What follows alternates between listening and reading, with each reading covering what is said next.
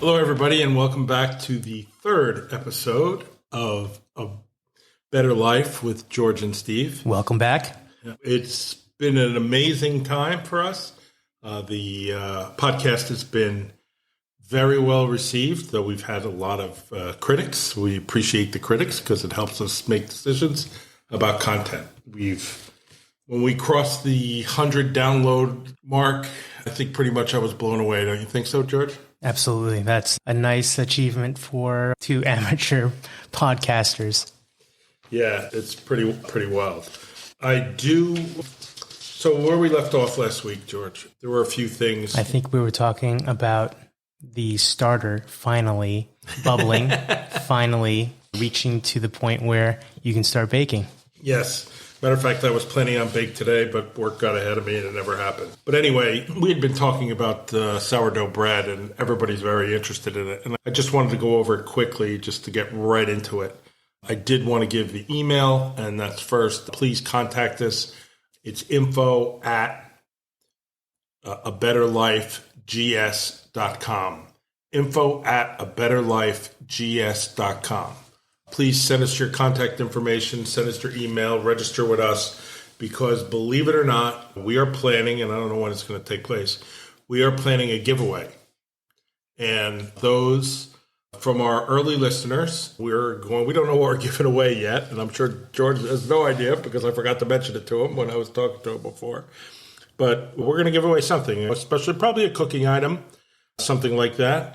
You think that's a good idea, George? Yeah, actually, we are working on some patrons, and I think some of our supporters have certain merch that would be perfect giveaway items. Keep in touch and make sure you listen, and perhaps we'll make it into a game or something, but someone out there, lucky winner, will receive something pretty cool. So we also mentioned, we talked about having, before we get into some of the recipe things, we also mentioned that we were going to have some guests on tonight, and we are not, because of baseball. Apparently, the gentlemen that we're going to be on are very big baseball fans, which led George to his position on baseball. I don't know if you want to elaborate now or... Yeah, actually, I'm sick and tired of baseball. Unfortunately, our home teams haven't done too well this year, and there's no one to root for except our arch nemesis, and that's not going to happen. I see Atlanta out there. I see Phillies out there. I see a lot of teams that I'm not too excited about, especially the Astros. I think baseball season's over for me, and actually, so is golf. I think it's getting a little too cold, body's going to be too tight, and a little too wet out there. I know I sound like a little baby, but it's not for me. I prefer pristine conditions and beautiful links. Up here in the Northeast, I think golf is also time to pack up the bag and put that away, and I'll be playing a lot of indoor tennis. Well, George is quite the tennis player. He's also quite the golfer. We have never actually played together, but he played at the same outing I did up at Trump Hudson Valley. That's right. And that was a beautiful day and a wonderful course. And usually when you do outings, you have so many people and they're packed in. This outing was very sparse. It was well organized. I think it was a shotgun start. Every hole had 1A, 1B, and things like that. So it was actually pretty packed, but well organized. The course facilitated the numbers, and it was a fantastic day. I, of course, am playing on Monday, which is a rescheduled golf outing for the American Italian Club in Elmsford fundraiser. That was on one of the huge deluges of rain that we seem to have here recently, and it was on for that day. And we were supposed to play anyway, but it was pretty much impossible because the course would have gotten destroyed. It was so muddy. It was raining for 3 days and continued to rain on that day. They called it off and they scheduled it for Monday. Hopefully the weather's going to be nice. I haven't really seen anything. I don't know if you have about the weather at all. I've basically taken a position of hibernation, so I have no idea what's going on. I think at the moment I wake up, hit some emails, get some correspondence done, and then start thinking about what I'm making for lunch. The other day, we started with a leftover pastrami, and it was actually rather salty, Steve. I know. And it was salty. you were so down on it and whatnot, but there's always another way to repurpose something. Figured perhaps chop up some cabbage, some carrots, saute some onions, and use that extra salty pastrami and lend its strength to everything else. And it came out pretty well, to the point where I wanted to make it for you. We actually have a beautiful cast iron pot going simmering. It should be ready in, excuse me, it should be ready in 20, 30 minutes, and we should be having a nice autumn fall stew, pastrami and cabbage. That's great. We're lucky tonight because we have a guest with us that's listening to us. And, of course, she brought great wine, as she always does. George, do you know what kind of wine she had tonight? I think we need to deem her as the patron saint of wine for us, because the variety that she brings and is gracious in sharing, it just blows my mind. Yes, today's first bottle of 3 is a Domaine Fond du Michel. It's a Château Nouf de Pape. Those of you, the Château Nouf de Pape, the Roussanne grape, and I believe the white, which this bottle is a Blanc. It's a white. We just cracked it open. The white Grenache is, would you say, tremendously meaty? It's oaky. It's meaty. It's got tremendous flavor, and it's a 2000. Considering I only had a half a bagel to eat all day, and I just had a couple crackers, it had full body. It was tasted fantastic. I just had a few swills of it, but Château Neuf de Pape, Château of the Pope. The new castle for the Pope. One of the many popes in France. At certain times there were 2, both claiming at the same time being the Pope, which was always interesting. But I have to stop moving away from the microphone. I keep doing that. So the argument, a lot of times people say, "Oh, those drunkards," but back in the day, drinking wine was safer than drinking water. Absolutely. And I think that's the Julius Caesar quote, isn't it?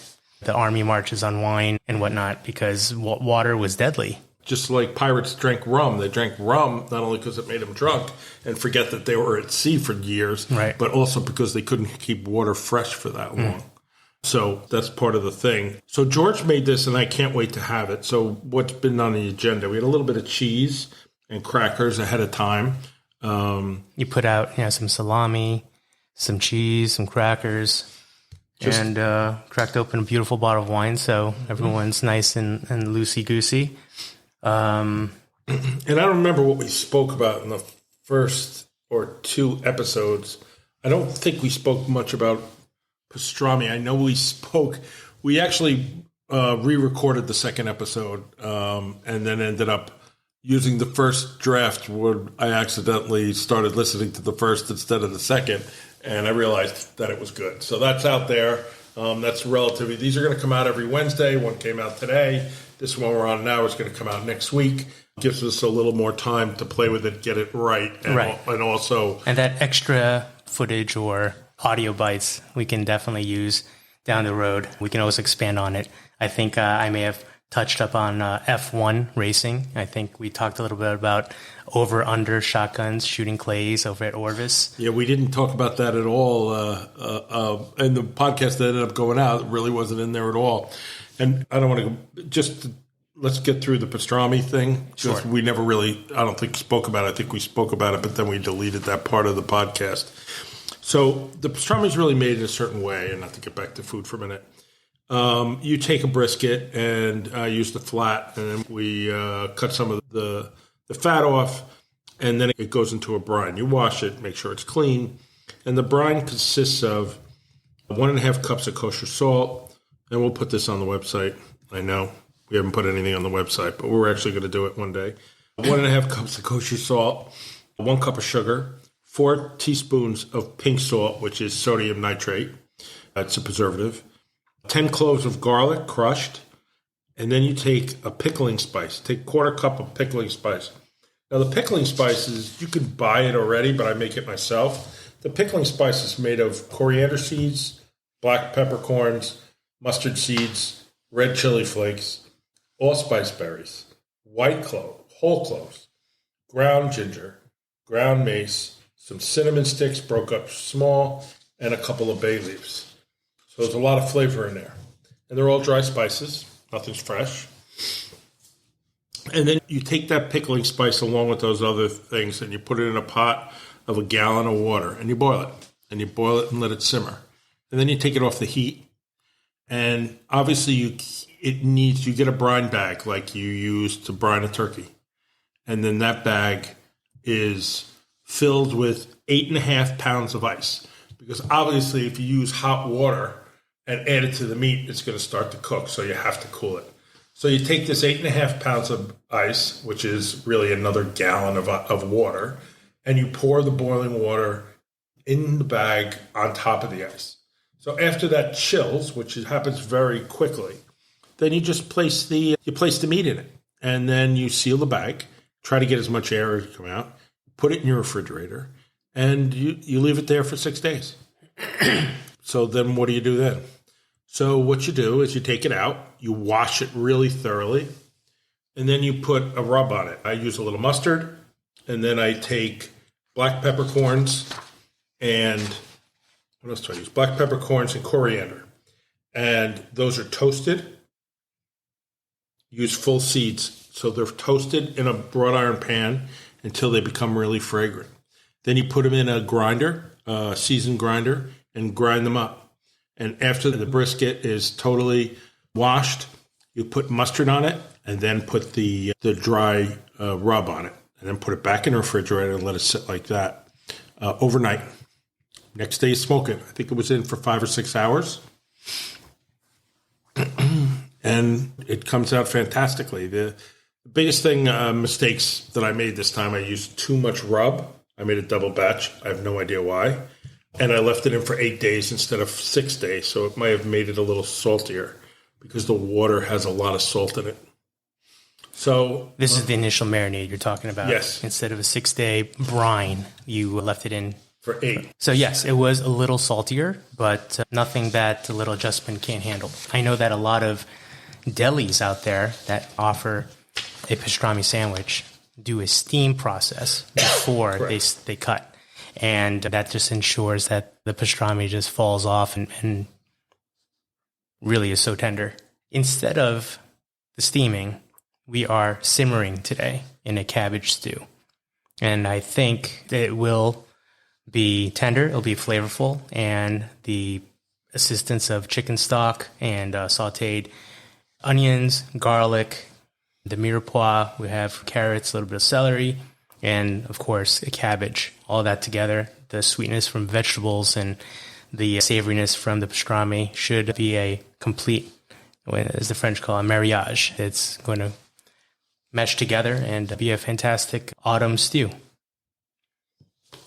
For dessert tonight, I am making a Dutch baby. Some people call it a German pancake. There may be someone in our audience that calls it a German pancake. And after she said that, since she's German, I looked it up. And it turned... Fact check. Fact check. Why do people call it two different things? When it came to America, somebody along the line, in German, the word for German is Deutsch. And Deutsch and Dutch were transposed somewhere along the line into the common language, just the way a lot of things are in America. They're constantly Americanized, if you will, for lack of a better term. Why that is, who knows? It happens all the time. My ancestors, and I think I was telling our guest today that my grandparents, their name was Alaqua, Ilaqua, which is pretty much the water in Italian. But what's interesting is it really wasn't. It really was aqua. And when they went through Ellis Island, they changed the apostrophe to an L because there really aren't any apostrophes in the American language. And that's the way it was. That's what their papers say. That's what everything said. And their name was changed forever. That happens to many immigrants that come either through Ellis Island or through the normal process of what goes on. And people just change their name. My other grandfather, changed his name to Steve from Stefan because he was from Czechoslovakia. And he didn't want anyone to think he was an American. So he changed his name to Steve. And he wouldn't even answer to Stefan.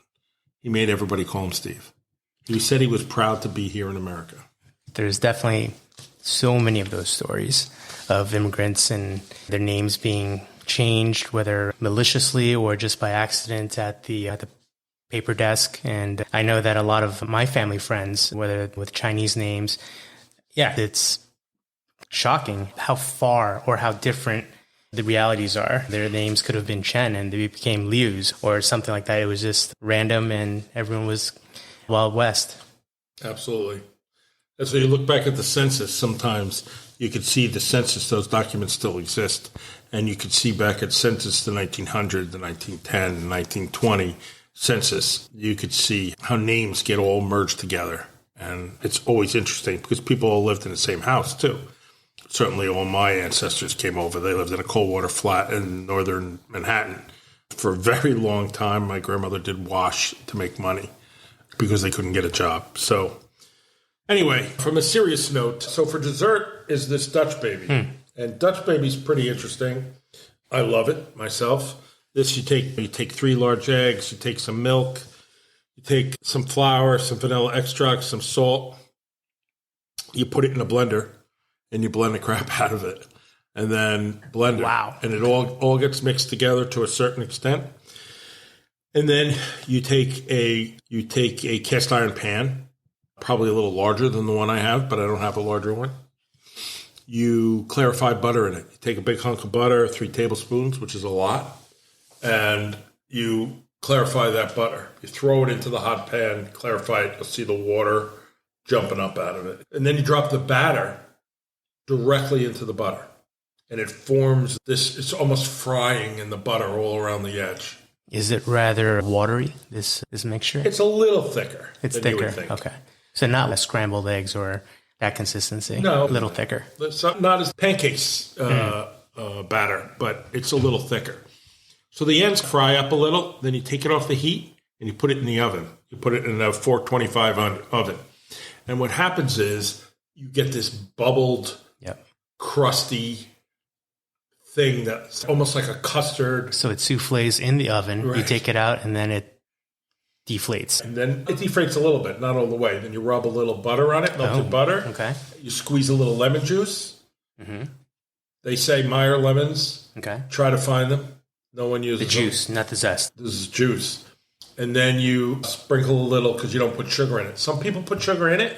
Some people don't.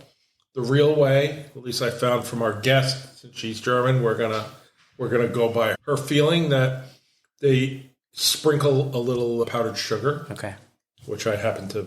And this is generally eaten what time of day? A lot of people eat it for breakfast, but it's also done as a dessert with fruit. Okay. I almost made some of my strawberry stuff with the panna cotta compote to put it on there, but I thought it may be a little overwhelming. Okay. And so I didn't want to do that. Oh, so exciting. That's where we are for the dinner that sometimes we eat before, but tonight we're eating after.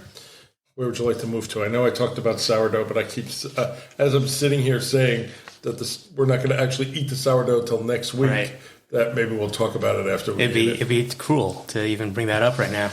I want some good sourdough, some good butter. The sourdough is interesting. Usually it's flour, water, salt, and a rising agent. What's interesting is the French, instead of using regular sea salt, they use I don't even know how to pronounce it. Do you know what this is? Here you look and see the name right here on the left. I used to know it. You know how to pronounce it? Anyway, it's a Mediterranean salt. Is this gray? Is this the gray salt? I don't know. It's in the Sel cupboard. de Guerin. Yeah, and it has a little different flavor, a little seasoning Different minerals. And it's different. That's what Poulon uses. That's why I have it. I've never actually used it because it took me a while to find it. And then they use 2 kinds of wheat. They use the organic whole wheat and the regular all-purpose flour. And together they give it that little bit more of a texture, of the bread also firms a nice crust. So next week we will be eating that, I hope, or at least we've eaten it. Maybe I'll make it on Sunday so we have it, and we'll have to chip in and do it in a different day or something. Where do you want to go next, George? I can't resist. I got to talk a little bit about F1. I just love it so much. Okay, go ahead. They just raced over in, Dubai? I'm sorry, not Dubai, Qatar.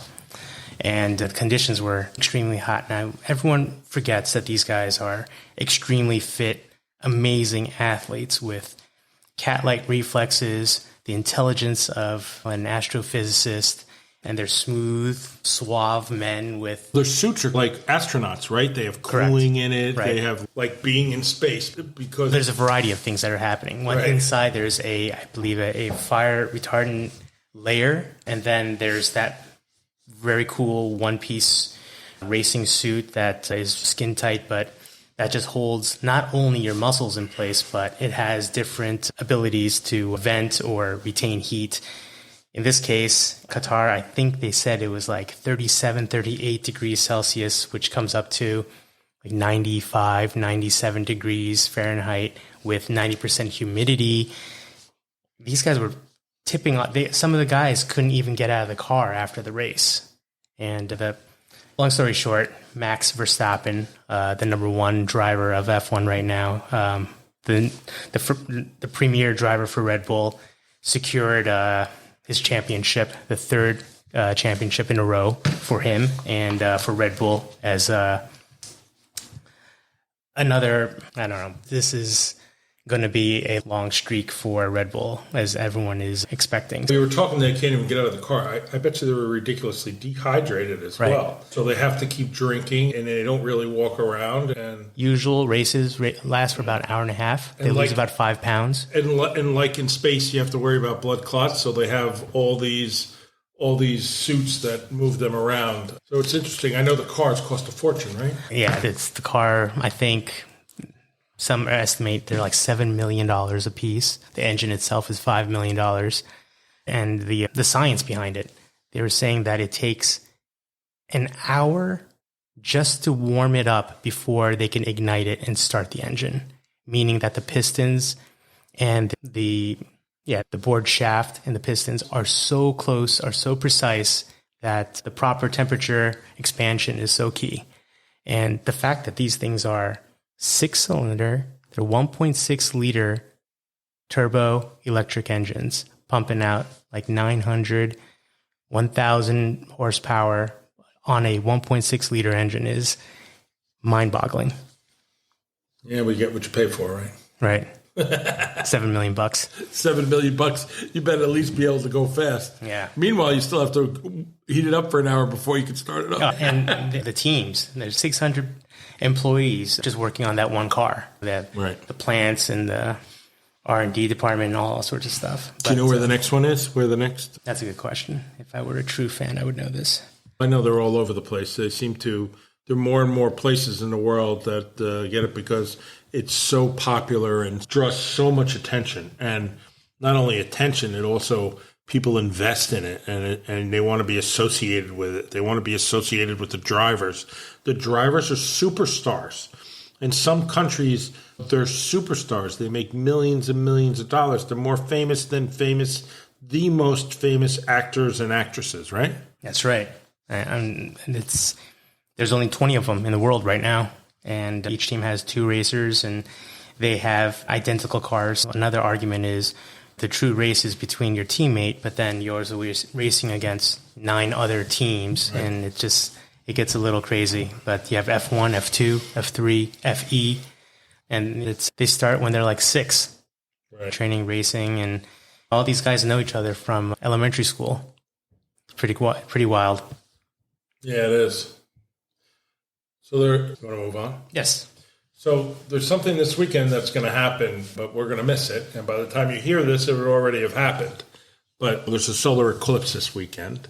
And it has been brought to my attention that on Saturday, of course, in the Northeast, it's only going to be 20%, where in the West, it's going to be 80%.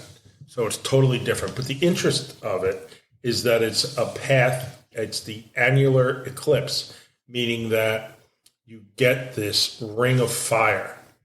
The moon passes between the earth and the sun, which causes the sun to form a ring of fire around the darkened moon.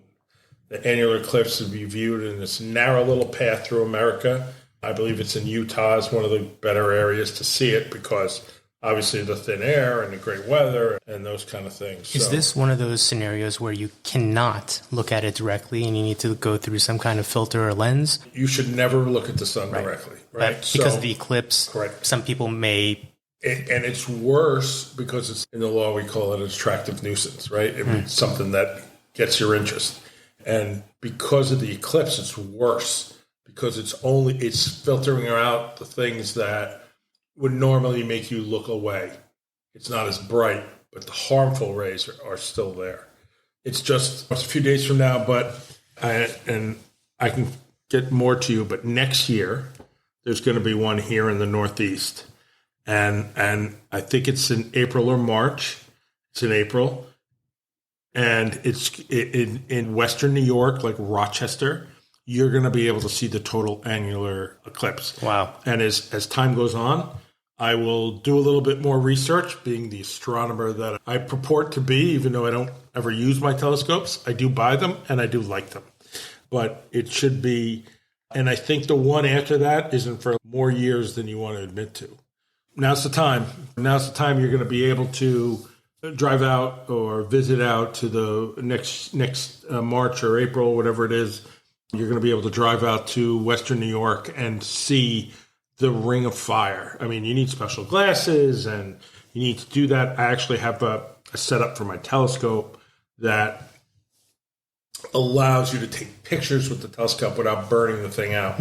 It has a special solar filter, which is pretty simple. And I guess I could hold it up and look with my eyes through it. I never really thought of it. That is in one of my back bedrooms in the clutter that's been known to move around the room at times. Yeah, definitely as I get older and now I have kids and I think about the things that you want to teach them and nature and whatnot. Solar eclipses are pretty cool. The national park system in the United States, let's talk about that. That is just, unbelievable. So being old, I have a senior national park pass, which allows me, it's a lifetime pass. Oh, wow. That I can go in any national park without paying a fee for the rest of my life. Hopefully that will be long. I guess they hedged the bet. They figured I'm not going to be around that long, so they can only give me a lifetime pass. So what are they losing? But anyway. The park system is really one of something that, as Americans, we can be so proud of. My brother-in-law, strangely enough, is a photographer. And what he does is he travels to all the national parks all over the country. And he's been many. To the point that they sold their house in New Jersey and moved to Arcadia National Park. They found this house right inside the park. My brother-in-law says it's not inside the park. I don't know. You can walk to the end of the road. You're in the ocean. That there's a pay road that you have to pay to get into the park. Close enough. And you can. What I do is drive to the end, back into a little parking spot on the main drive, and you can walk out. It's Otter Point, and their street is Otter Creek, actually.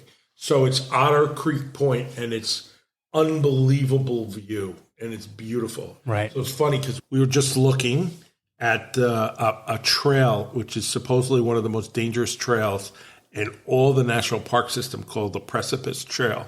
Why would you even entertain that?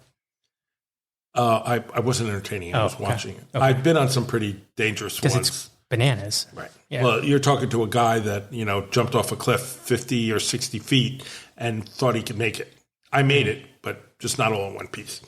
But that was many moons ago. We'll leave that alone. And my ankle hurts more now than it did then.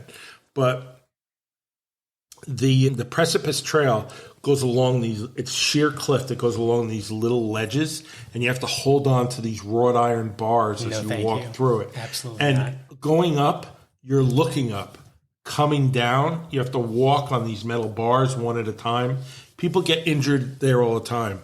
There's a spot in Arcadia it's called Cadillac Mountain, and it's the highest peak in Arcadia, and you need tickets to go up because they try to keep the massive amount of people. They try to spread it out over the course of the day. You go up, you have tickets, you go up there, and you have this beautiful view of, I think it's called Frenchman's Bay, and all the islands and everything in Arcadia. And Arcadia is on an island called Mount Desert Island. And it's also in Bar Harbor. So Bar Harbor is 3 miles down. The town of Bar Harbor is 3 miles down the street from where my sister lives. So she has best of both worlds. She's in the middle of a national park, and she's also 3 miles down in Bar Harbor. I'm currently Googling Precipice Trail, and And Steve, I don't want to be that guy, but it's Acadia. There's no R after the A. I get yelled at for that all the time. So you could be that guy. Because I have a guy and a girl that both correct me from time to time. Acadia. Anyways, Precipice Trail. You got like maybe a 1.5 ridge. I don't know if it's carved or whatnot. This can't be a natural thing, this trail. So anyways, yeah, it looks dangerous. It looks scary and oddly beautiful at the same time. This is a problem. It's a great view. But you see these people, these older people who could barely walk, try to do the trail because there's a lot of easier trails. You could go to the top of Cadillac Mountain in your car and get out and go stand on the edge. But national parks, I love it. So it's funny because my brother-in-law likes to take pictures of sunsets. So forget about going. You go out to dinner. You're sitting there in the middle of your dinner. And he goes, wait, the sun, what time is it? The sun's coming down? We got to go. We got to go. But I want to have dessert. I want to have a cup of coffee. Forget it. You'll have it somewhere else. And we jump in the car and go racing around for the perfect. Oh, we pull up to where he wants to see. We look out. Oh, no, the clouds aren't good here. We go somewhere else. We race around trying to catch the sun. And it's quite comical. But the pictures, as you could see from the ones in my apartment, these are all the pictures that he had taken. Incredible. And most of them are Arcadia. These two are not. That one is. Arcadia. There you go. We're going to fix that sooner or later. Most likely later. But these pictures are breathtaking. Yeah. And these are the ones he doesn't like. He gives me the ones he doesn't like. But you can, if you search his name on the internet, his name is Stephen, Stephen, Vecchiotti, Vecchioti. I can't really spell, but I had to memorize his name. It's like Mississippi. And on the internet, and go to his website, you will see amazing photographs from all over the country. You'll see Yellowstone. You'll see Grand Canyon. You'll see Bryce Canyon. You'll see Hawaii. You'll see some of the islands. You'll see amazing pictures. And he just has that. He loves the sunset. So you're going to see a lot of sunsets. Beautiful. But he does an amazing job. I know we strayed around like usual. We walked all around the world. I learned how to pronounce the word I've been pronouncing wrong for the past at least 3 years since my sister and my brother-in-law have lived there. It's funny when they call me, my brother-in-law calls me, he goes, listen, your sister won't say yes to the house. So that means I have to scream at my sister for 10 minutes, talk her into it. And then after she gets there, she pretends like she didn't need to be coaxed into it. My sister doesn't like change. It's not one of her strengths. But now they're there. They love it there. It's a whole different world for them. And I'm happy they're there because they do enjoy it. I love Acadia. I can't wait to go back. When were you there? Probably 2019 or 2018. I had my 2 kids. We did a little hike. I can't remember. I'm so bad with remembering the different sites and whatnot. But we drove up, and then there's this mountain plateau, and you're walking on top of this big rock, and you just overlook into... It's Cadillac. Cadillac, okay. Yeah, and it's the or air. you go down by Bar Harbor, and then there's a path that goes along the water. That's just beautiful. I used to go to Bar Harbor a lot, at least once a year, because of work. And one of our distributors would hold an annual expo over there and invite all the neighboring chefs to come and check out the different vendors that they supplied. And so we would build in a vacation business trip, if you will. Yeah, Bar Harbor, fantastic. The accents kill me, Bahaba. But I do miss it. I do miss the pristine air. It's just so crisp and sweet. The hospitality, the cabins that we can rent out, and it's just nature forward and very peaceful up there. And of course, when you look up in the stars with no light pollution, you're just reminded how small you really are, and all these things trickle back in for us city folk. We just forget about it. But it's a nice reminder. Can't wait to go back. So if you're going to go to Bar Harbor, anyone out there is, coffee, the place to go is Choco Latte Cafe. They have these little espresso cups, little cappuccinos. I always have 2 of them. It's just fantastic, and I love it. There's also, I apologize. I was working on my phone. I just got the new phone today, and it was updating. So obviously it's working now because it just rang, and I apologize. So that's one of my favorite places there. There's a few other, and another thing about Maine is a few other places.